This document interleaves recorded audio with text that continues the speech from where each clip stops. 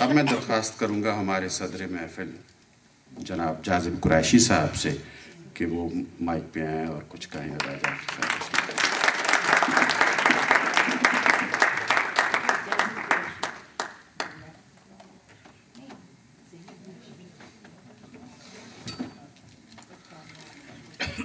بہت شکریہ طاہر محمد صاحب.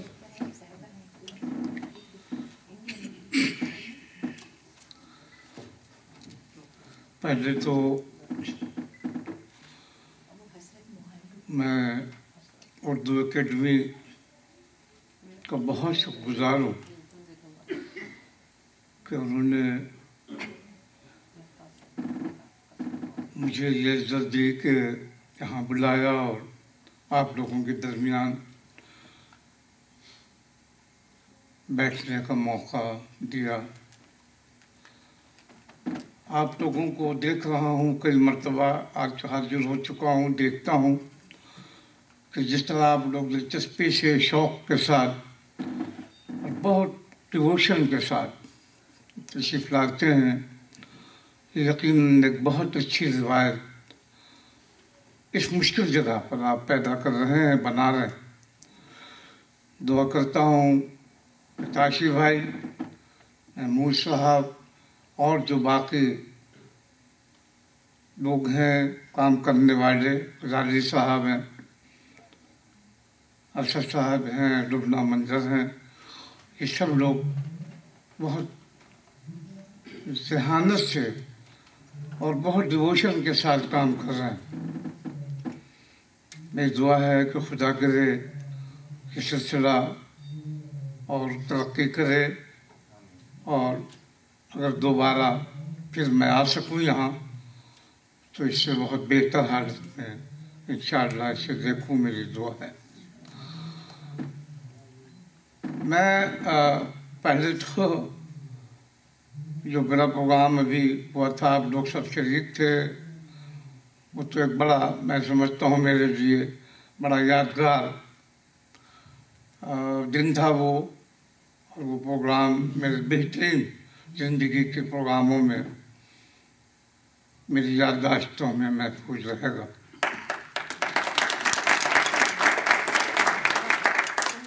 آج کا سلسلہ کچھ اس طرح تھا خواتین حضرات کہ میں پچھلے دنوں بہت مصروف رہا. امریکہ کا ایک سفر نامہ چاہتا تھا یہاں سے لکھ کر لے جاؤں, کیونکہ میں یہاں پچھلے زمانوں میں 4 برسوں میں 50 پروگرام میرے 35 شہروں میں یہاں ہوئے, اور یہاں کی جو بڑی انجمن نے سب نے بلایا تھا, یہاں کے پروگراموں میں شریک ہوا تھا. وہ روزگار پھر تاشی بھائی کے یہاں کئی دفعہ آنا ہوا. یہ سب میں چاہ رہا تھا سارے پروگراموں کو ایک جگہ کر دوں, اس کی کوشش میں لگا ہوا تھا, لیکن میرے پاس وقت کم نکلا اور کام زیادہ تھا. وہ میری بہت کوشش کے باوجود بھی مکمل نہیں ہو سکا. کل میری واپسی ہے, میں جا کر وہاں انشاءاللہ کراچی میں اسے پورا کروں گا, اور آپ لوگوں کی محبتوں کو یاد رکھوں گا. یقیناً آپ کی محبتیں آج کے اس پروگرام میں شرکت ایک تو اس لیے بھی کہ مجھے کل جانا تھا اور طبیعت بھی کچھ ایسی تھی, اور مگر منظر اور لبنہ بڑی میرے لیے عزیز ہیں, اور مجھے یقین ہے کہ آپ تمام لوگ بھی ان کو محبت سے دیکھتے ہیں اور محبت سے پیش آتے ہیں.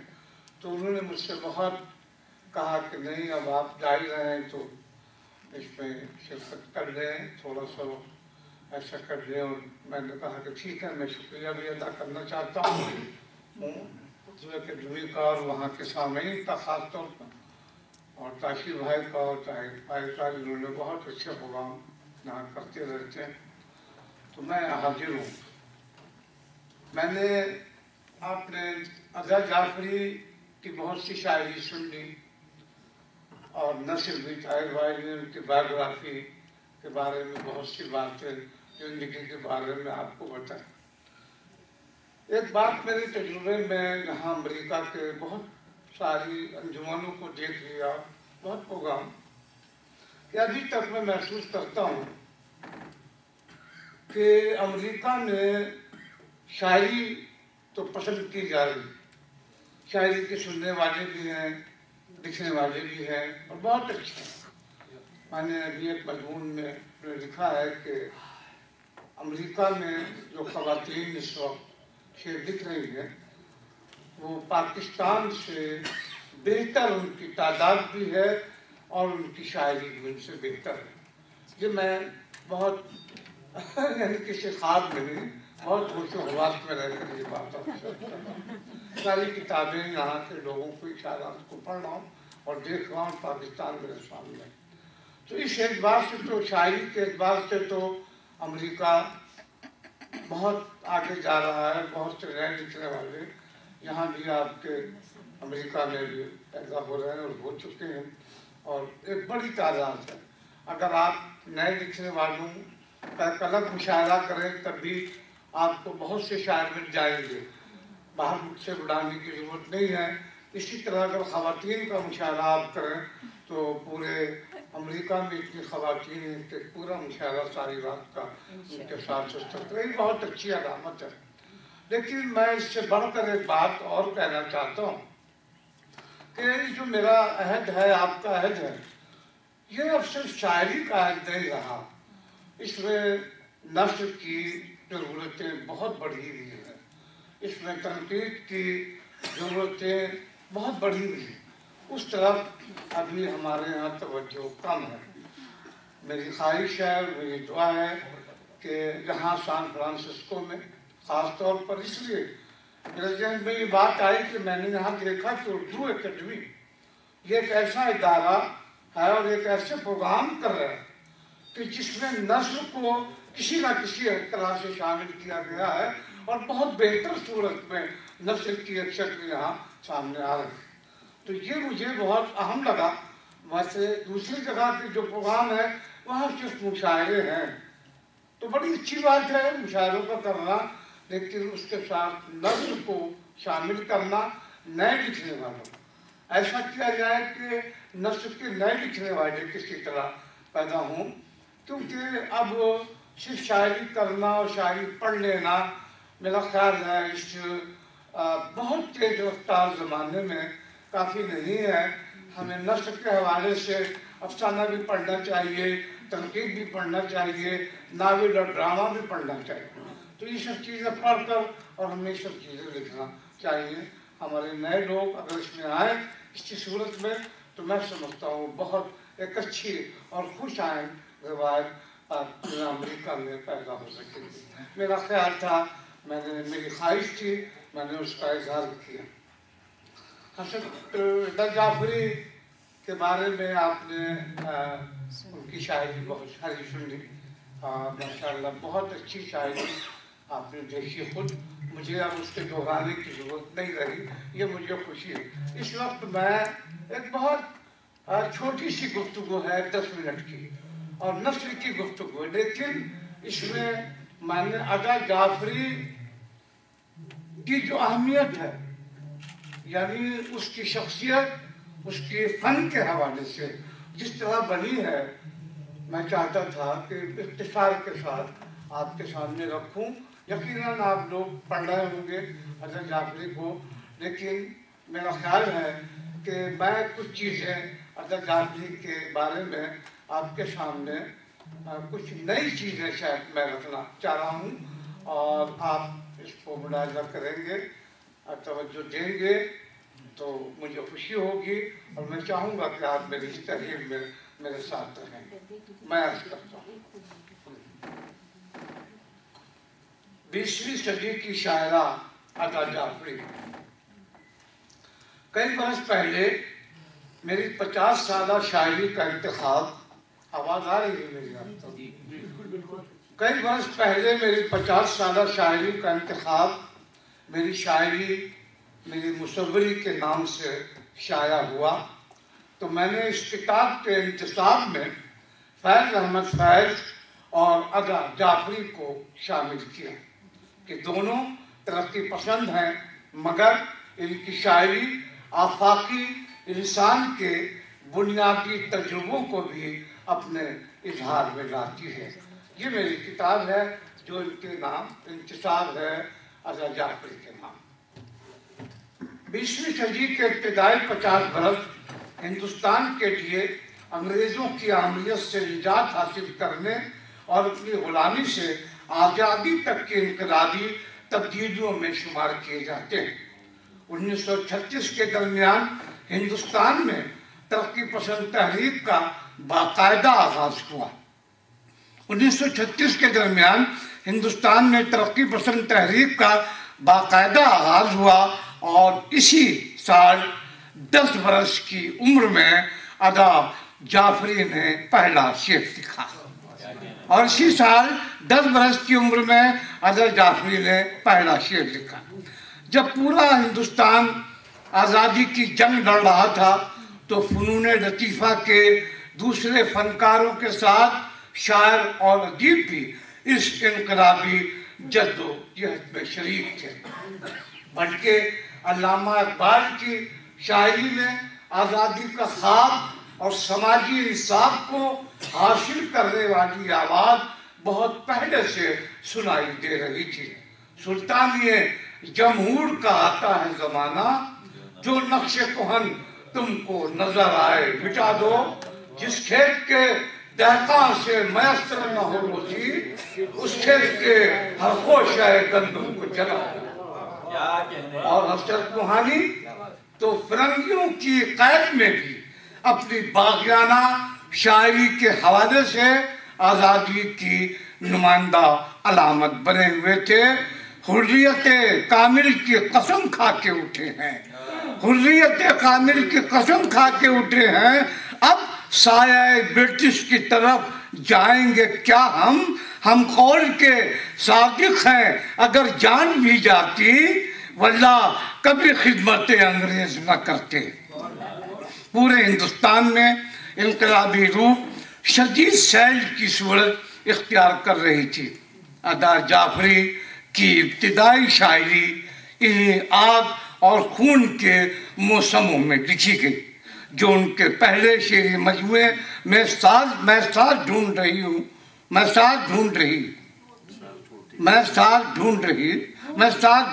رہی میں شائع ہوئی۔ رضا جعفری کی اس شاعری پر اس عہد کے انقلابی اثرات تو ہیں، لیکن دوسرے عام ترقی پسندوں کی فہرست میں ان کا شمار نہیں ہے، بلکہ وہ ان عذاب نگار روز و شب کے درمیان ایک ایسی شاعرہ تھی جو اردو شاعرہ کی تھی، اس لیے کہہ رہا ہوں کہ میں اس زمانے میں انہیں دیکھ رہا ہوں، ایسی شاعرہ تھی جو اردو شاعری کی تاریخ میں پہلی بار اپنے جدید نسائی چہرے کے ساتھ سامنے آئی تھی۔ رضا جعفری پاکستان کی سب سے پہلی مکمل شاعرہ ہے۔ رضا جعفری پاکستان کی سب سے پہلی مکمل شاعرہ ہیں کہ ان سے پہلے جو نسائی آوازیں شاعری میں شامل تھی وہ فرسودہ اور ادھوری آوازیں تھیں۔ رضا جعفری کی شاعری نئی اور تازہ خواب و خواہش کی نمائندہ شاعری بن کر سامنے آئی، جس کی مقبولیت اور اہمیت بڑھتی چلی گئی۔ ان کے کئی مجموعے تسلسل کے ساتھ شائع ہوتے رہے، وہ مشاعروں میں شریک ہوتی رہی، ادبی جریدوں، ریڈیو، ٹیلی ویژن اور اخبارات کے ذریعے وہ اپنے پڑھنے اور سننے والوں کو برابر متاثر کرتی رہیں۔ کوئی 20 برس پہلے رضا جعفری نے مختصر مضامین بھی لکھے جو کتابی شکل میں چھپ چکے ہیں۔ جس زمانے میں رضا جعفری نے شاعری کا آغاز کیا تھا، اس زمانے میں لڑکیوں کو اور خواتین کو شاعری پڑھنے اور سننے تک کی اجازت نہیں تھی۔ لڑکیاں اور خواتین اپنے پسندیدہ شاعروں کو چوری چھپے پڑھا کرتی تھیں۔ عام گھروں میں شاعری کا تذکرہ شجر ممنوعہ کی طرح تھا۔ پھر کچھ ایسا ہوا کہ بزرگ خواتین کو شاعری پڑھنے، لکھنے اور سننے کی اجازت ملنے لگی۔ جب ادا جعفری نے اپنا کلام مشاعرے میں سنانا چاہا تو پردے کے پیچھے بیٹھ کر سنایا. پہلی غزل ہوئی پردے کے پیچھے بیٹھ کر مگر ادا جعفری کی شاعرانہ پرواز کا ہنر ایسا تازہ اور اتنا خوبصورت تھا جس نے انہیں بہت جلد شہرت کے درجے پر فائز کر دیا. پاکستان میں اولیت کا اعزاز پانے کے ساتھ ادا جعفری نے خواتین کی شاعری کو اہم بنایا اور ایک زندہ روایت کی ابتدا کی جس نے شاعرات کا وہ قبیلہ تشکیل دیا جو پاکستان سے باہر غیر ممالک تک آباد ہوتا چلا گیا. ادا جعفری کی شاعری کا طرز اظہار وہی رہا جو ان کے عہد کے اچھے شاعروں کا تھا، یعنی ان کی غزلوں اور نظموں کے تجربوں میں. آپ نے ابھی سماعت فرمائی ان کی شاعری نظموں اور غزلوں کے تجربوں میں کچھ ایسا موجود نہیں جو ان کی شاعری کو ترقی پسندوں کی نعرہ بازی بنا دے یا صرف نسائی جذبہ و خیال کی خود رحمی پیدا کرے. اتنا ضرور ہوا کہ ابتدا میں جگر کا ترنم، اقبال کا عمومی تفکر اور غالب کا اسلوبیاتی ڈھنگ ادا جعفری کے ساتھ رہا، جسے آگے چل کر انہوں نے اپنی تخلیقی رجائیت اور تجرباتی حوصلہ مندی کے ساتھ ایک ایسا طرز اظہار بنا لیا جو شاعرات کی شاعری میں صرف ادا جعفری کے نام سے منسوب ہے اور آفاقی انسان کی نمائندگی کرتا ہے اس طرح شاعرات کی جدید شعری روایت کے پہلے سنگ میل پر ادا جعفری کا نام لکھا گیا. ادبی اور ثقافتی اداروں سے سرکاری اور غیر سرکاری سطحوں پر ادا جعفری کو اتنے ایوارڈ، اتنے تمغات اور اتنے انعامات ملے کہ کسی دوسرے تخلیق کار کو کم ہی ملے ہوں گے. فنی اور تخلیقی معیارات کے حوالے سے ادا جعفری ایک تاریخ ساز شاعرہ کی حیثیت سے اپنی منفرد پہچان حاصل کر چکی ہیں. ادا جعفری کی بنائی ہوئی شاعرات کی شعری روایت میں جو نام ان کے بعد اپنی تاریخی شناخت بنا سکیں ان میں زہرا نگاہ، فہمیدہ ریاض، کشور ناہید اور پروین شاکر کے نام آتے ہیں. یہی وہ شاعرات ہیں جو 20ویں صدی کی شاعری میں اپنے اہم مختلف تجربوں کے ساتھ اور تازہ تخلیقی و فنی ہنرمندیوں کے ساتھ آگے بڑھنے میں کامیاب ہوئی ہیں. ان کے گرد و پیش میں سینکڑوں شاعرات لکھتی چلی آ رہی ہیں جن کی عمومی اہمیت کو نظر انداز نہیں کیا جا سکتا.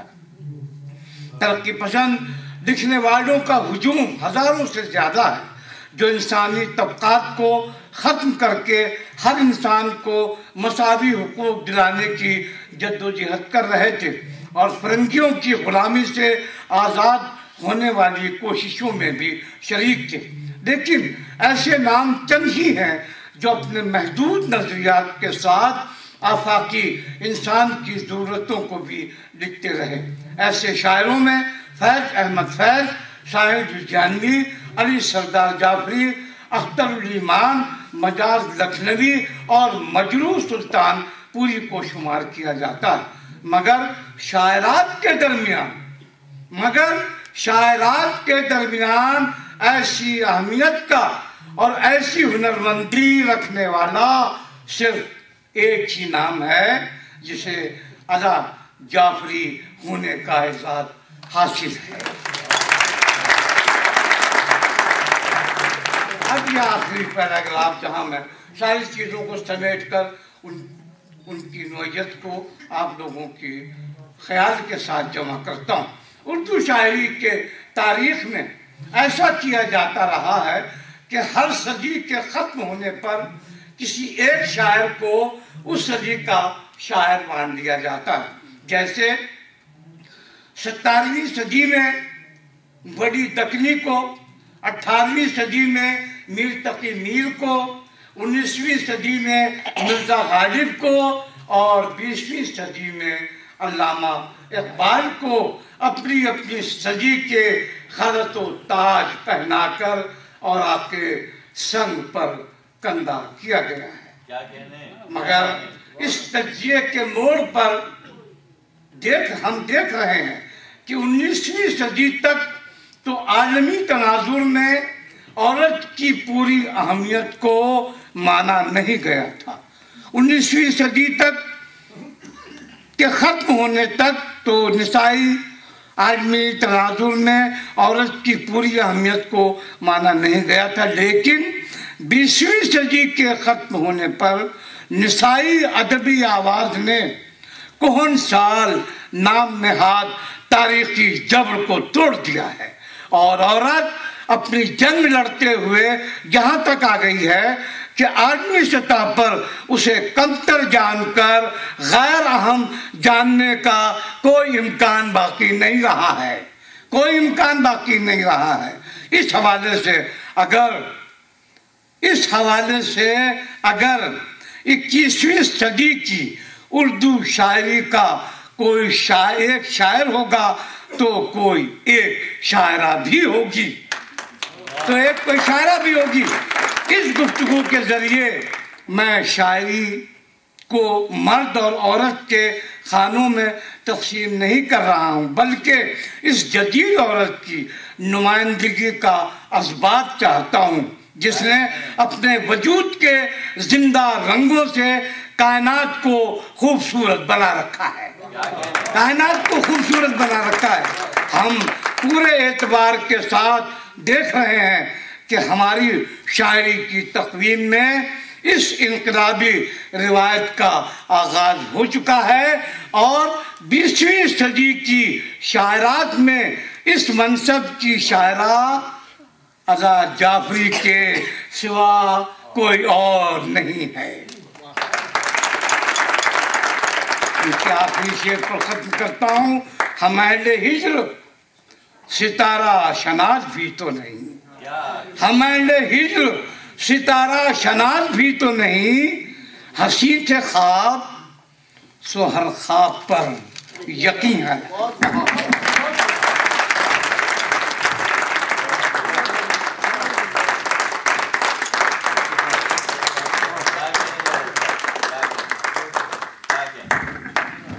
बहुत बहुत शुक्रिया जाज़िब कुरैशी साहब, यह हमारी खुशकिस्मती कि आप यहाँ आए और हम आपकी बातें सुन सके।